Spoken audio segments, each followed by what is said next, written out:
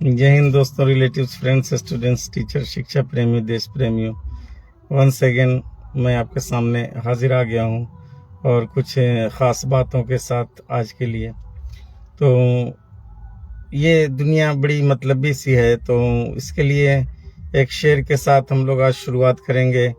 कहा जाता है कि है मतलब की दुनिया सारी, यहाँ कोई किसी का यार नहीं और किसी को सच्चा प्यार नहीं। तो वास्तव में तो ये दुनिया मतलबी तो है ही, और इस मतलब की दुनिया में हमें अपनी ज़रूरतों को समझना है और अपने कार्यों को समझना है। क्योंकि जब तक आप काम करने के लायक रहते हैं, जब तक आप कुछ करने के लायक रहते हैं, तब तक ही दुनिया आपको रिस्पेक्ट देती है। और ये ऐसा सिस्टम भी बना हुआ है, ये पद्धति है, ये रूल है, ये सिस्टम है, ये मैथोलॉजी है, यही फेनोमेना है दुनिया का, और जिसको सारी दुनिया फॉलो करती आ रही है। मेरे दोस्तों, रिलेटिव्स, फ्रेंड्स, स्टूडेंट्स, टीचर, शिक्षा प्रेमी, देश प्रेमियों, तो कहा जाता है कि किसी को सच्चा प्यार नहीं और यहाँ कोई किसी का यार नहीं। तो दुनिया में सिर्फ स्वार्थ स्वार्थ स्वार्थ ही दिखता है। तो चलिए, एक अद्भुत कहानी है जो एक बालक की है, जिसे मैं आज कुछ लेकर के आया हूँ। वो भी स्वार्थ पे ही आधारित है, इसलिए मैंने स्वार्थ के लिए शेर से आज की वीडियो की शुरुआत की है। तो कहना यह है कि एक लड़का था, एक बालक था, और उस बालक को बचपन में ही एक बात का बहुत दुख था। जब किसी को किसी चीज़ की ज़रूरत पड़ती थी, तब उस बालक को याद करते थे। जब कोई चीज़ किसी से कुछ मंगवाना रहता था, तो उस बालक को याद करते थे। तो उसने बार बार एक चीज़ पर सेंस लगाया कि हमारे न खाने के बारे में लोग पूछते हैं, न पानी के बारे में पूछते हैं, और न किसी चीज़ के बारे में ज़्यादा पूछते हैं। जब मेरी ज़रूरत होती है तो लोग मुझे पूछते हैं। तो बचपन में ही, छोटी सी उम्र में ही बच्चे को समझ में आ गया कि दुनिया स्वार्थी है और दुनिया मतलबी है। तो बच्चा रोज़ अत्यंत दुखी रहता था और बैठा रहता था, और एक दिन सोचते सोचते सोचते एक ऐसी जगह पे वो आगे आके उसने निर्णय कर लिया कि ऐसे स्वार्थी जगह में मुझे यहाँ नहीं रहना चाहिए।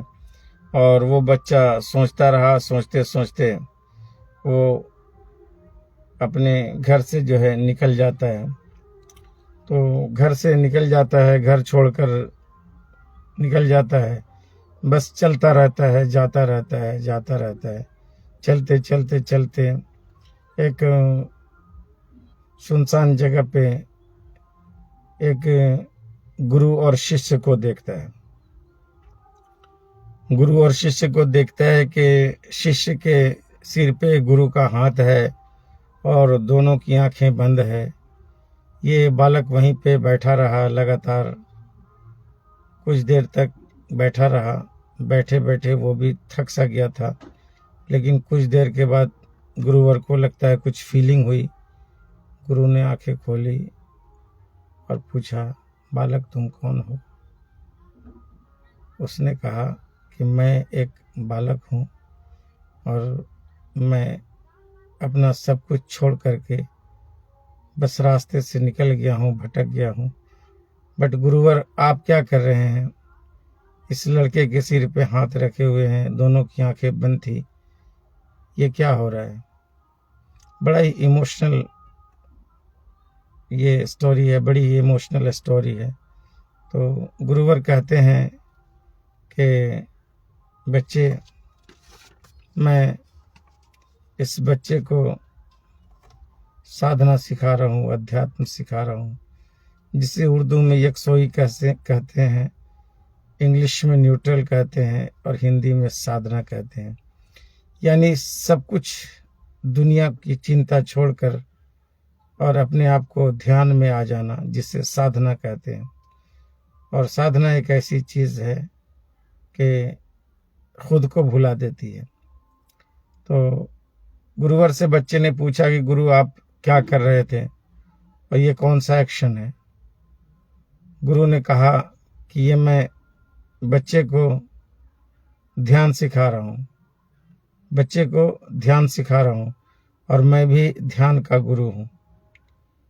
तो ध्यान करता क्या है? बच्चा पूछा, ध्यान से होता क्या है? बोला, ध्यान हमें अकेला कर देता है, ध्यान हमें अकेला कर देता है, ध्यान हमें चिंतन मुक्त कर देता है, ध्यान हमें टेंशन फ्री कर देता है, ध्यान हमें लालच मोह माया से हटा देता है।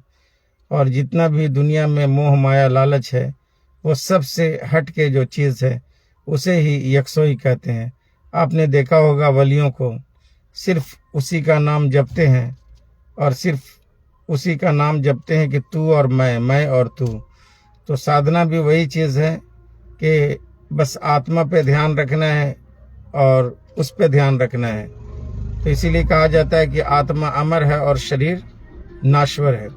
ये बहुत ही डेप्थ वाली चीज़ है, ये वीडियो सबको समझ में आने वाली चीज़ नहीं है। तो जो ध्यान करते हैं, ऐसा होता है कि उनकी आत्मा बाहर निकल करके खड़ी रहती है और वो वहीं पे रहते हैं। जैसे एक मृत शरीर होता है, अगर कोई आदमी 100% ध्यान में आ जाता है और उसके अगर हाथ को अगर ऊपर उठाया जाए तो ऑटोमेटिक गिर जाएगा। अगर उसके हाथ में कहीं पर प्रेस किया जाए, दबाया जाए, तो उसको फीलिंग्स नहीं होगी, क्योंकि ध्यान करने वाले लोग फीलिंग लेस हो जाते हैं। अगर ध्यान करने वाले लोगों का ऑपरेशन भी कर दिया जाए तो उनको कट का और ब्लीडिंग का कोई एहसास होगा नहीं, क्योंकि ध्यान एक ऐसी चीज़ है और ये बहुत गहराई और डेप्थ वाली चीज़ है। तो गुरु ने कहा कि मैं इसे ध्यान सिखा रहा हूँ और ध्यान दुनिया को भुला देने का एक साधन है। इसलिए सब कुछ छोड़कर निकल गया गुरुवर, क्योंकि मुझे लगा कि दुनिया स्वार्थी है और जिधर जाऊं उधर ही लोग ज़रूरतमंद को खोजते हैं, जब आवश्यकता पड़ती है तो लोग ध्यान देते हैं। इसलिए मैं भी एक भटका हुआ बालक हूं, मेरा कोई नहीं है। लेकिन गुरु ने कहा कि तुम ऐसे मेरे आश्रम में नहीं रह सकते, तुम्हें सब कुछ छोड़ करके आना होगा। लेकिन उसने कहा कि मेरे साथ तो कोई नहीं है, न कोई फैमिली मेम्बर है, न कोई सिबलिंग है, न कोई परिवार है, मैं तो सिर्फ अकेला हूँ। गुरु ने कहा कि जो तुमने समय बिताए हैं, जो तुम्हारा वक्त बीता है, जो 24 घंटा आपकी जो सोच है और चिंतन है, वो सब तुम्हारे पास है। तुम बार बार वहीं भटकोगे, ध्यान आसान नहीं है। लेकिन कहा मेरे साथ तो कोई भी नहीं है गुरुदेव, तो सिर्फ मैं हूँ गुरुदेव, तो कहाँ चिंतन है जो तुमने जिंदगी बिताई? तो कहा कि चिंतन को मैं मिटा दूंगा। गुरुवर ने कहा कि पहले 30 दिन तक तुम्हारी जांच होगी, 30 days and I will check your ध्यान, I will check your neutral sense. तो मैं आपके न्यूट्रल सेंस को 30 दिन लगातार चेक करूंगा कि वास्तव में तुम ध्यान में आ रहे हो कि नहीं। बच्चा थक सा जाता था, कुछ देर तक ध्यान करता था, कुछ देर तक उसके पांव दर्द करने लगते थे, कुछ देर तक जो है उसकी एकाग्रता भंग हो जाती थी। गुरु ने कहा कि इतना आसान नहीं है, तुम्हें धीरे धीरे ध्यान करना है। जहाँ तक तुम्हें 10 मिनट 5 मिनट का ध्यान करना है, 10-5 मिनट के बाद तुम्हें फिर एकाग्रता को भंग करना है और फिर से कुछ देर के बाद रीस्टार्ट करना है। लेकिन जो तुम अपने साथ लाए हो, जिसके साथ बातें कर रहे हो, उसे हटा दो। बोला जिसे तुम लेकर के आए हो उसे हटा दो। फिर बच्चे ने कहा, बालक ने कहा, गुरुवर मेरे साथ तो कोई है नहीं, हटा क्या दूं? मेरे ना पीछे कोई है ना आगे कोई है, मैं तो सब छोड़ करके आ गया। गुरु ने कहा कि तुम ध्यान में पूरे नहीं हो रहे हो, तुम्हारे साथ है। तो आपने देखा होगा कि जब भी अपने चिंतन को आप रोकते हैं, जब भी अपने अध्यात्म को आप रोकते हैं, तो कुछ न कुछ फिर से जो है थिंकिंग आ जाती है। Khwahish Pathan my son is watching, thank you बेटा, वेयर देयर यू आर। तो चिंतन ऐसी चीज है कि बार बार आ जाती है। जब आप ध्यान को लगाना चाहते हैं, फिर से कुछ न कुछ सोच आ जाती है। आप अगर क्रिकेट खेलते हैं तो क्रिकेट के विषय में ध्यान आ जाता है। आप अगर मूवी देखते हैं तो मूवी के बारे में ध्यान आ जाता है। आप कोई ऐसा खेल खेलते हैं या फिर जिंदगी के साथ कोई ऐसी खेल हुई है, आपका ध्यान वहीं चला जाता है, आप न्यूट्रल नहीं हो पाते।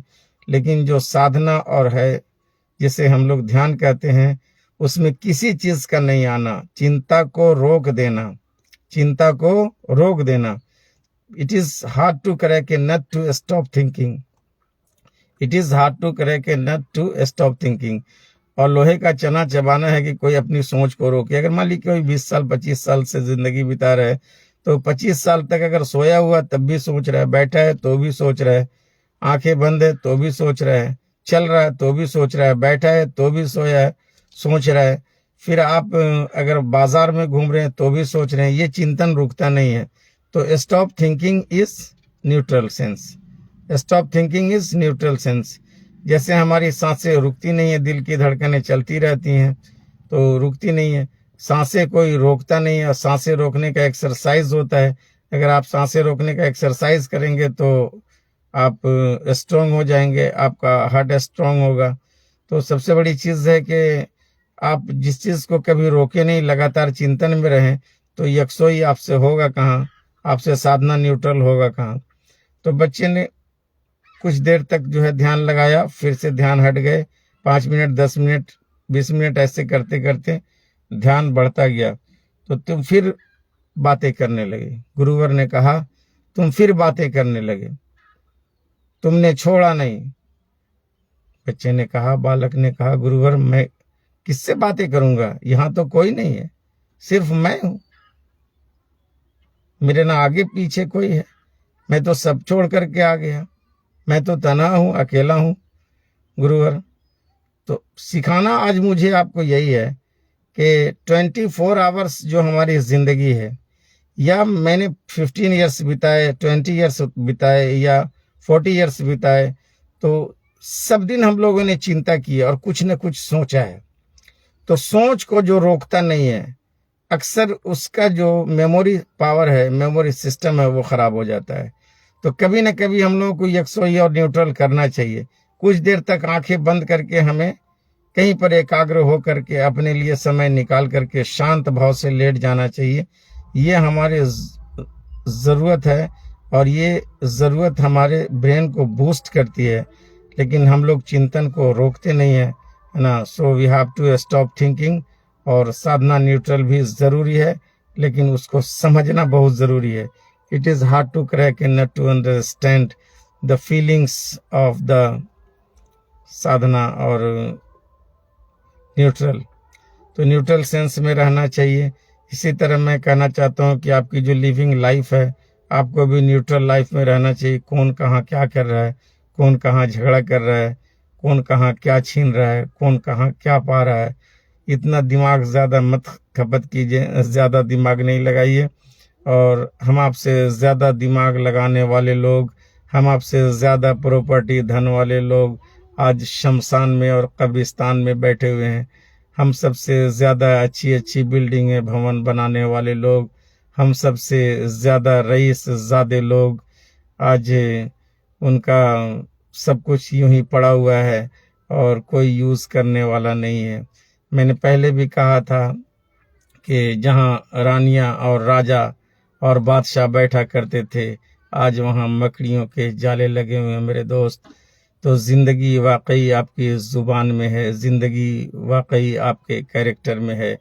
तो अच्छे कैरेक्टर वाले बनिए, अच्छे तहज़ीब वाले बनिए, किसी के काम आ जाइए, और रियल हार्ट एंड माइंड से जो है अपने देशवासियों का भला सोचिए और अपना देश के बेहतरीन नागरिक होने का सबूत दीजिए, और एक दूसरे के काम आ जाइए। इंसानियत का यही फ़र्ज़ है। बोला कि न हिंदू बनेगा, न मुसलमान बनेगा, न हिंदू बनेगा, न मुसलमान बनेगा, सबसे पहले इंसान की औलाद है, इंसान बनेगा। और सभी देशवासियों को यार खान सर की तरफ से जय हिंद, जय भारत। हिंदू मुस्लिम सिख ईसाई सभी भाइयों को तहे दिल से मेरा मुबारकबाद है। और कहना यही है कि इंसाफ की डगर पे बच्चों दिखाओ चल के, यह देश है तुम्हारा, नेता तुम ही हो कल के। Jai Hind, Jai Bharat. Good evening everybody, see you, bye.